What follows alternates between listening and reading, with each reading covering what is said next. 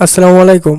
আজকের ক্লাসে আমরা ষষ্ঠ শ্রেণীর 4.1 অধ্যায়ের প্রত্যেক পদের সহগ নির্ণয় করো 5 নম্বরের যে অঙ্কটি রয়েছে এই অঙ্কটির সলিউশন করব। তো প্রথমে রয়েছে 6b। তাহলে 6b সহগ হচ্ছে কি, যেটা এই যে abcd এর সাথে থাকে। তাহলে b এর সাথে রয়েছে কত 6, তাহলে b এর সহগ কত 6, তাহলে b এর সহগ 6। এরপরে দ্বিতীয় নম্বর অঙ্কে রয়েছে xy। তাহলে xy এর সহগ কত, যেহেতু কিছু নেই তাহলে সবসময় মনে রাখতে হবে যদি কিছু না থাকে তাহলে তার সহগ 1।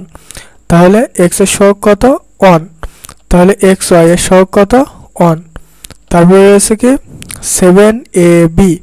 তাহলে 7ab থাকলে এখানে যেহেতু ab রয়েছে তো ab এর সহগ কত 7 গুণ ab, তাহলে ab এর সহগ 7। এরপরে 4 নম্বর অঙ্কে রয়েছে 2x plus 5ab। তাহলে 2x plus 5ab, এখানে যেহেতু দুইটা রাশি রয়েছে তো আমরা 2x টা আগে নিলাম, তাহলে 2 গুণ x, তাহলে x এর সহগ কত 2, তো আমরা x এর সহগ 2 লিখে দিলাম। তারপরে দ্বিতীয় রাশি রয়েছে কত 5ab, তাহলে 5ab 5 গুণ ab, তাহলে ab এর সহগ কত 5। এরপরে ভি নম্বরে রয়েছে 2x plus 8y। তাহলে এখানেও দুইটা 2x, তাহলে 2 গুণ x, তাহলে x এর সহগ কত 2 আর কত 8y, তাহলে 8y 8 গুণ y, তাহলে y এর সহগ 8। এরপরে ভি আই নম্বরে রয়েছে 14y মাইনাস 4z। তাহলে 14y মাইনাস 4z যদি থাকে তাহলে 14y, তাহলে y এর সহগ কত 14, কারণ 14 গুণ y, তাহলে y এর সহগ লিখলাম 14। আর এখানে রয়েছে কি 4z। তাহলে যেহেতু -4 রয়েছে, 4 এর আগে কি রয়েছে মাইনাস, তাহলে z এর সহগ কত -4।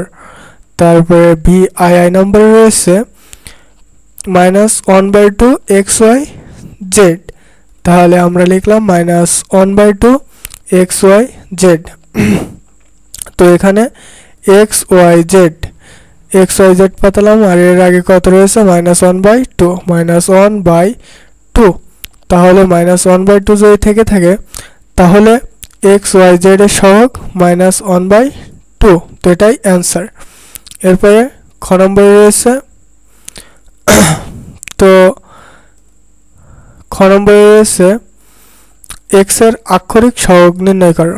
তাহলে x এর আক্ষরিক সহগ মানে x এর সাথে কোনটা রয়েছে আমাদের সেটা নির্ণয় করতে হবে, এটাই হচ্ছে আক্ষরিক সহগ। যেমন এখানে x রয়েছে, এখানে a, তাহলে x এর আক্ষরিক সহগ কত a, তাহলে আমরা লিখি x সমান a গুণ x, তাহলে x এর আক্ষরিক, এখানে আক্ষরিকটা লিখতে হবে, আক্ষরিক সহগ a। তারপর রয়েছে ax প্লাস 3।